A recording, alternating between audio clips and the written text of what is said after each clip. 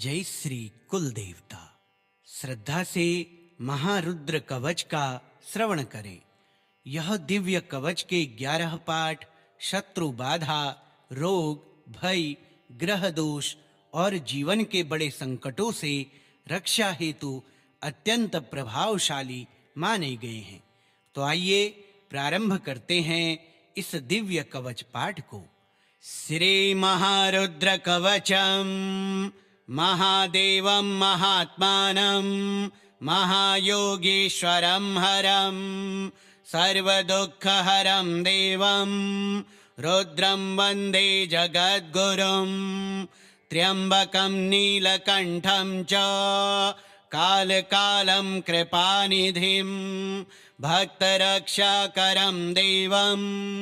वन्दे रुद्रम् उमापतिं पशूनां पतिमव्यक्तं सर्वभूतहिते रतं भवभयप्रशमनं देवं वन्दे शर्वं सनातनं पिनाकिनं खड्गधरं दुष्टदैत्यविनाशनं सर्वशत्रुक्षयं कर्तुं वन्दे रौद्रं महाबलं कालाग्निरुद्ररूपेण पापसङ्घविनाशनं ग्रहपीडाहरं देवं वन्दे भीमं महेश्वरं गङ्गाधरं चन्द्रमौलिं नागहारोपशोभितं सर्वसिद्धिप्रदं शान्तं वन्दे रुद्रं दयापरं यः पठेत् श्रद्धया नित्यं रुद्रकवचमुत्तमं तस्य दुःखं क्षयं याति सौभाग्यं च प्रवर्धते रोगशोकभयं नाशं शत्रुबाधाविनाशनम् आयुरारोग्यसम्पत्तिं लभते रुद्रपूजनात् इति कवचमज्ञात्वा न कुर्याच्छिवपूजनं पठित्वा श्रद्धया नित्यं सर्वरक्षा प्रजायते। महादेवं महात्मानं महायोगीश्वरं हरं सर्वदुःखहरं देवं रुद्रं वन्दे जगद्गुरुं त्र्यम्बकं नीलकण्ठं च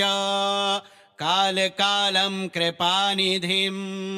भक्तरक्षाकरं देवं वन्दे रुद्रम् उमापतिं पशूनां पतिमव्यक्तं सर्वभूतहिते रतं भवभयप्रशमनं देवं वन्दे शर्वं सनातनं पिनाकिनं खड्गधरं दुष्टदैत्यविनाशनं सर्वशत्रुक्षयं कर्तुं वन्दे रौद्रं महाबलं कालाग्निरुद्ररूपेण पापसङ्घविनाशनं ग्रहपीडाहरं देवं वन्दे भीमं महेश्वरं गङ्गाधरं चन्द्रमौलिं नागहारोपशोभितं सर्वसिद्धिप्रदं शान्तं वन्दे रुद्रं दयापरं यः पठेत् श्रद्धया नित्यं रुद्रकवचमुत्तमं तस्य दुःखं क्षयं याति सौभाग्यं च प्रवर्धते रोगशोकभयं नाशं शत्रुबाधाविनाशनम् आयुरारोग्यसम्पत्तिं लभते रुद्रपूजनात् इति कवचमज्ञात्वा न कुर्याच्छिवपूजनं पठित्वा श्रद्धया नित्यं सर्वरक्षा प्रजायते। महादेवं महात्मानं महायोगीश्वरं हरं सर्वदुःखहरं देवं रुद्रं वन्दे जगद्गुरुं त्र्यम्बकं नीलकण्ठं च कालकालं कृपानिधिं भक्तरक्षाकरं देवं वन्दे रुद्रं उमापतिं पशूनां पतिमव्यक्तं सर्वभूतहिते रतं भवभयप्रशमनं देवं वन्दे शर्वं सनातनं पिनाकिनं खड्गधरं दुष्टदैत्यविनाशनं सर्वशत्रुक्षयं कर्तुं वन्दे रौद्रं महाबलं कालाग्निरुद्ररूपेण पापसङ्घविनाशनं ग्रहपीडाहरं देवं वन्दे भीमं महेश्वरं गङ्गाधरं चन्द्रमौलिं नागहारोपशोभितं सर्वसिद्धिप्रदं शान्तं वन्दे रुद्रं दयापरं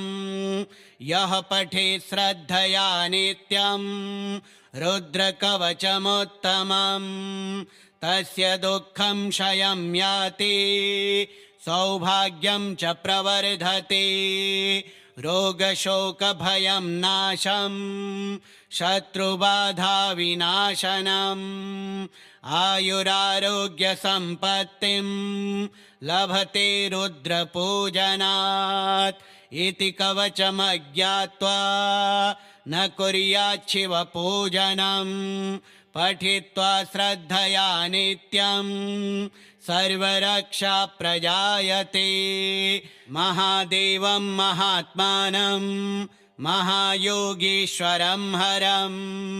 सर्वदुःखहरं देवं रुद्रं वन्दे जगद्गुरुं त्र्यम्बकं नीलकण्ठं च कालकालं कृपानिधिं भक्तरक्षाकरं देवं वन्दे रुद्रं उमापतिं पशूनां पतिमव्यक्तं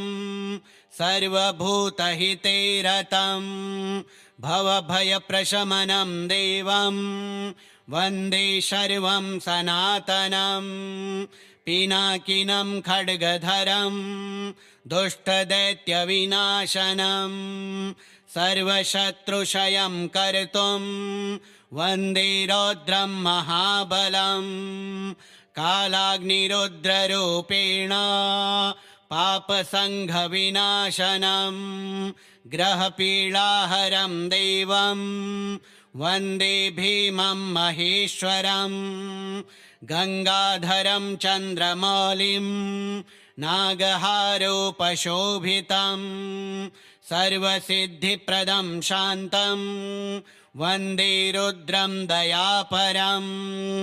यः पठेत् श्रद्धया नित्यं रुद्रकवचमुत्तमं तस्य दुःखं क्षयं याति सौभाग्यं च प्रवर्धते रोगशोकभयं नाशं शत्रुबाधाविनाशनम् आयुरारोग्यसम्पत्तिं लभते रुद्रपूजनात् इति कवचमज्ञात्वा न कुर्याच्छिवपूजनं पठित्वा श्रद्धया नित्यं सर्वरक्षा प्रजायते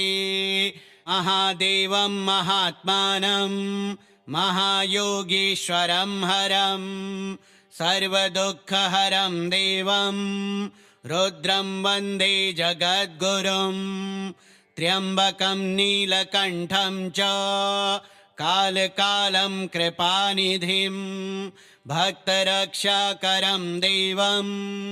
वन्दे रुद्रं उमापतिं पशूनां पतिमव्यक्तं सर्वभूतहिते रतं भवभयप्रशमनं देवं वन्दे शर्वं सनातनं पिनाकिनं खड्गधरं दुष्टदैत्यविनाशनं सर्वशत्रुक्षयं कर्तुं वन्दे रौद्रं महाबलं कालाग्निरुद्ररूपेण पापसङ्घविनाशनं ग्रहपीडाहरं देवं वन्दे भीमं महेश्वरं गङ्गाधरं चन्द्रमौलिं नागहारोपशोभितं सर्वसिद्धिप्रदं शान्तं वन्दे रुद्रं दयापरं यः पठेत् श्रद्धया नित्यं रुद्रकवचमुत्तमं तस्य दुःखं क्षयं याति सौभाग्यं च प्रवर्धते रोगशोकभयं नाशं शत्रुबाधाविनाशनम् आयुरारोग्यसम्पत्तिं लभते रुद्रपूजनात् इति कवचमज्ञात्वा न कुर्याच्छिवपूजनं पठित्वा श्रद्धया नित्यं सर्वरक्षा प्रजायते महादेवं महात्मानं महायोगीश्वरं हरं सर्वदुःखहरं देवं रुद्रं वन्दे जगद्गुरुं त्र्यम्बकं नीलकण्ठं च कालकालं कृपानिधिं भक्तरक्षाकरं देवं वन्दे रुद्रं उमापतिं पशूनां पतिमव्यक्तं सर्वभूतहिते रतं भवभयप्रशमनं देवं वन्दे शर्वं सनातनं पिनाकिनं खड्गधरं दुष्टदैत्यविनाशनं सर्वशत्रुक्षयं कर्तुं वन्दे रौद्रं महाबलं कालाग्निरुद्ररूपेण पापसङ्घविनाशनं ग्रहपीडाहरं देवं वन्दे भीमं महेश्वरं गङ्गाधरं चन्द्रमौलिं नागहारोपशोभितं सर्वसिद्धिप्रदं शान्तं वन्दे रुद्रं दयापरं यः पठेत् श्रद्धया नित्यं रुद्रकवचमुत्तमं तस्य दुःखं क्षयं याति सौभाग्यं च प्रवर्धते रोगशोकभयं नाशं शत्रुबाधाविनाशनम् आयुरारोग्यसम्पत्तिं लभते रुद्रपूजनात् इति कवचमज्ञात्वा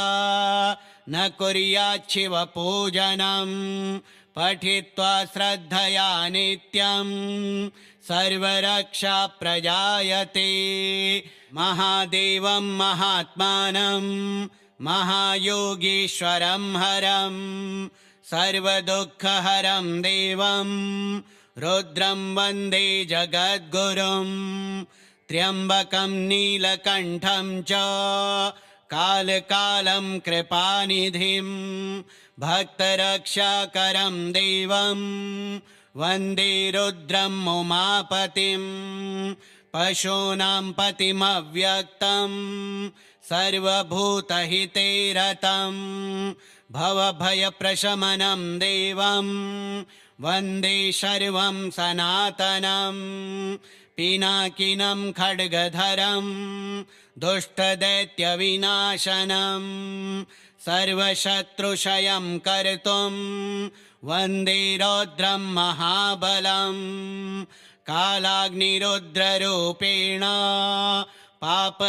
पापसङ्घविनाशनं ग्रहपीडाहरं देवं वन्दे भीमं महेश्वरं गङ्गाधरं चन्द्रमौलिं नागहारोपशोभितं सर्वसिद्धिप्रदं शान्तं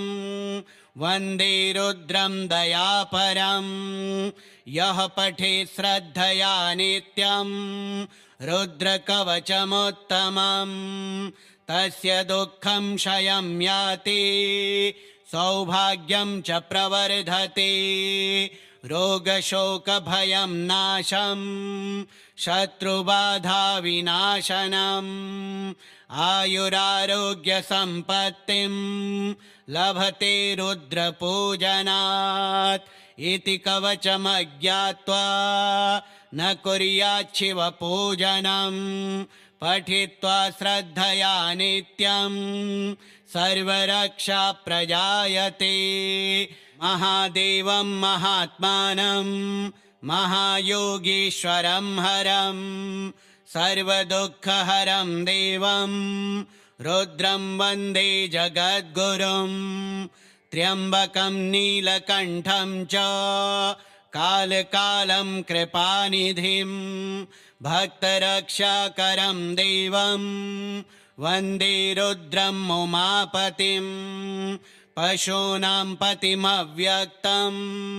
सर्वभूतहिते रतं भवभयप्रशमनं देवं वन्दे शर्वं सनातनं पिनाकिनं खड्गधरं दुष्टदैत्यविनाशनं सर्वशत्रुक्षयं कर्तुं